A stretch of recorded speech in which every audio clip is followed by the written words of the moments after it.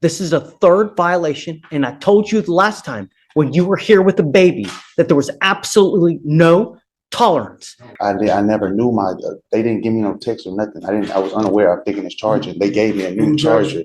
It's the clearly, first time. Just please stop talking. Let me talk. Words mean absolutely nothing. I don't give a rat's ass about words. All right, folks.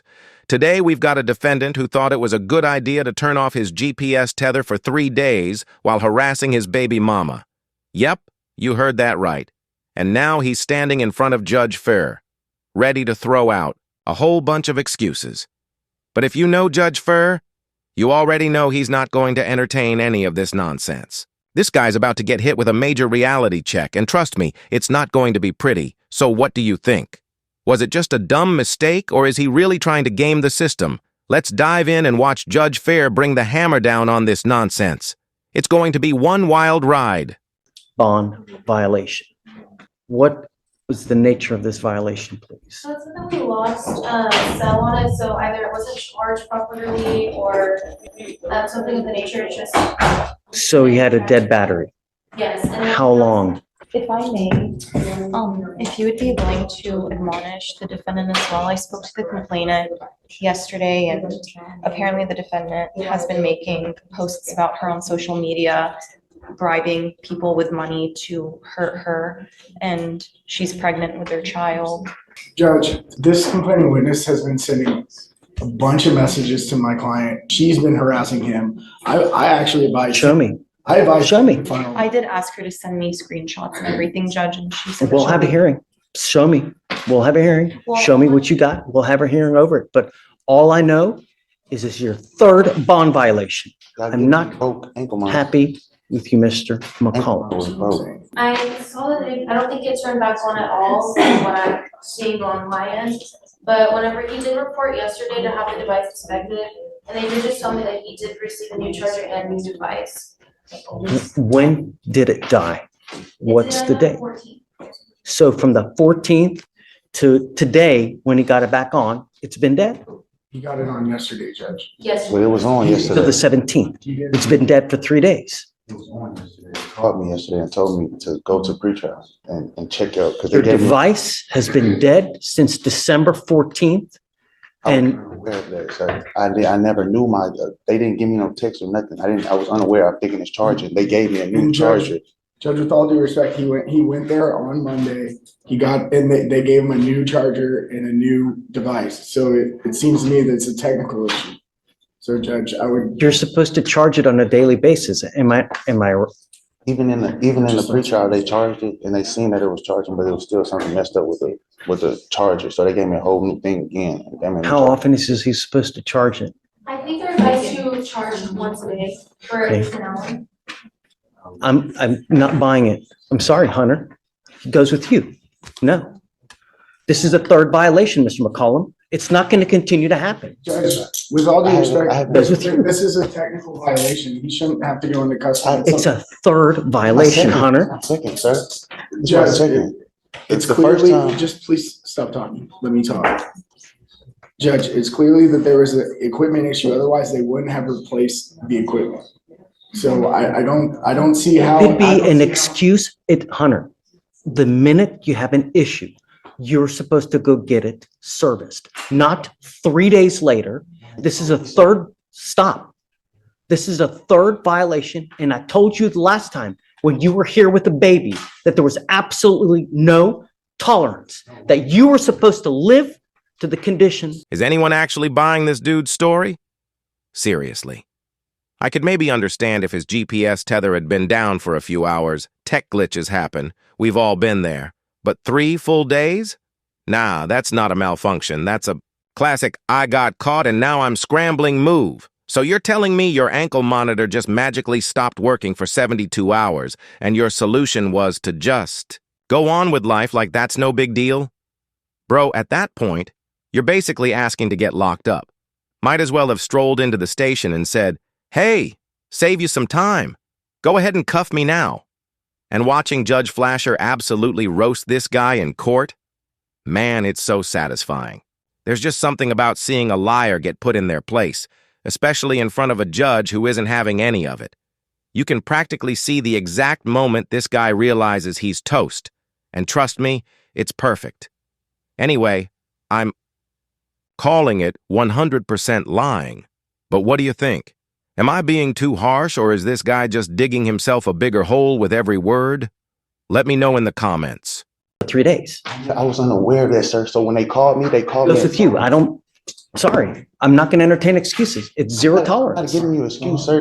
They gave me a new charger and a new monitor. It's Judge. not like I didn't mess up anything. As soon as they called me, I Come on, talk to your attorney. Judge, would you allow me to escort him up to felony court so that he can go take his plea today? The whole reason they had set the plea to after the holidays is so that he could do it after the holidays. And I believe part of this deal would see this case go away, and he's gonna be on probation for 2 years upstairs. So I really don't see the benefit to I society. mean, if you want to go see if that's something that you guys can work upstairs, I can ask if they'll escort him upstairs. But I can't continue to play this game, Hunter. I understand, You know, Judge. I mean, really, we ask you over and over and over to comply. I'm not asking for much, I right? understand, And Judge. it's been dead for 3 days. You know it's been dead because you're supposed to charge it. So you're supposed to charge it on a daily basis. So for you to come here and tell me I didn't know, it's disingenuous. It's just not true. So, but My I'm happy frustration as to a acquiesce. attorney is I've seen this with multiple clients where there are technical issues that happen with these devices. I've seen it with multiple clients where they're unable to charge. Hey, if you see it on the 14th that you have issues, then you go immediately. You don't wait 3 to 4 days later, especially when you've had violation after violation after violation. I think that your complaining witness may be here too. Rosette, CW may be here as well. Judge, I'm not sure. So I don't know, Hunter, I just, believe that's for a judge. okay, ma'am, please don't. If you want to, I think pretrial has something to say. I don't know what they have to I say. reached out to my supervisor of these devices just because I'm not super well versed in the GPS realm, but he stated that the reports for his GPS appear to show an issue with overcharging, which can lead to a charger problem. They're instructed to charge for 1 full hour on the same time each day, and that the tech swapped his device as a precaution as it was likely that malfunctioning. but why wait 3 days? You know the device is malfunctioning on the 14th. You're going to wait 3 days to go get it fixed? I was just informing you what my supervisor told me because I asked somebody to look over the report. I don't know what to tell you, I Hunter. mean, Judge, You it know. sounds like he was overcharging. He was doing more than I- prior. No, we don't know that for sure. I don't know. See what documents that you can show me, that you can get that there's some kind of malfunction. But nevertheless, it's a third violation. On the 14th, if he has issues, perhaps even go the next day on the 15th. But you wait 3 days, and the only reason he did it is because I hauled him into court and I told him to be here on the 18th. Otherwise, who knows what would have happened? See what you can find and then show me. I'm all eyes. Well, Judge, the other thing I would ask is if you are going to take him into custody, I'd ask for a formal hearing to be set. And since this was set within less than 24 hours, I do believe it violates his due process to go ahead and take him into custody today. Yeah, Just show me what you can find, Hunter. You know, Eddie. Judge, real quick, Judge, I was just thinking. This right here is exactly why I love Judge Flair. The man is cool, even in the courtroom. He's not one of those judges who always looks like they're ready to throw the book at you. He knows exactly when to show compassion and when it's time to bring the hammer down. Hard. Honestly, he strikes that perfect balance between patience and authority. He's like that wise dad who might let you off the hook every now and then, but when you really mess up, you're grounded for a month, no questions asked. And trust me, you feel it. But don't go anywhere. The defendant's about to walk back in, and I already know Judge Flair is getting ready to drop one of his classic life lesson speeches. You know the vibe. The whole I'm not mad, just disappointed energy that hits way harder than any sentence. He's about to channel his inner Thor. Wisdom first, then the hammer. Let's jump back in and see how Judge Flair handles this one. Yes, Judge. There are times in life when you run into people, they can be a complete cancer to your life. Some people thrive on drama. That's how they get off. That's all they like. They like to just create. If you have people in your life like that, it's probably advisable to cut ties, because if not, they're just going to bring you down. We all have people like that in our life. We do. I do. I have people that are constantly after me as well. I do everything in my power to get away so that it doesn't bring you down. The problem is, Mr. McCollum, is when we have situations where there are repeated bond violations, I take issue with that. And I can't let people go when they continue to have violations. But I want to know that it's a true violation. I have ordered him not to have contact with this person, correct? Just, I'm not asking much from you. The only thing I'm asking you to do is stay out of trouble, keep your monitor on, and don't have contact. You stop. I'm not asking you to say, I don't like to put you in jail, but I got to know that you're complying with the conditions. There's a lot of things that are at play in your case here. There's a lot of other evidence that's out there that I would like to see before I take action and put you in. They're saying things that happen. Hunter is saying things that happen. I want to know what the truth is.